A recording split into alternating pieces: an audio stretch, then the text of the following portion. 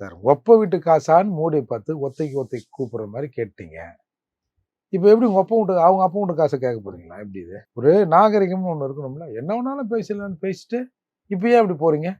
சரி 4 ஆண்டுகள் இப்போ நீங்கள் கடந்த ஆட்சியில் இப்போ நீங்கள் 4 ஆண்டுகளில் 5 லட்சம் கோடி கடன் வாங்கிக்கிறதா சொல்கிறாங்க.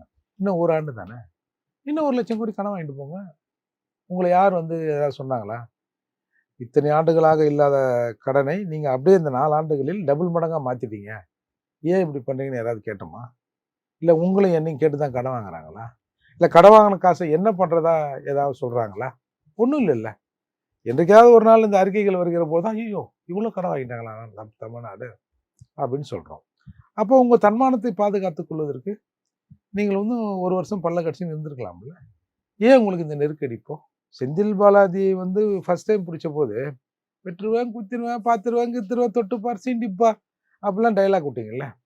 அதுக்கப்புறம் அது அப்படியே குறைஞ்சிக்கினே வந்தது. இன்றைக்கு இந்த டாஸ்மாக் விவகாரம் இது நேரடியாக உங்கள் குடும்பத்திற்கு வரப்போகிறது. அந்த மாதிரி வர மாதிரி போகுது சார். இது சும்மா சார் திடீர்னு ஒரு 2 நாளைக்கு சத்தம் போடுவாங்க சார், அதுக்கப்புறம் சைலண்ட்டாக ஆகிடும். இருந்தாலும் இது தொடர்ந்து விடுமோ என்ற அச்சத்தில் இவர் இன்னைக்கு போயிருக்கிறார் தான் எல்லாரும்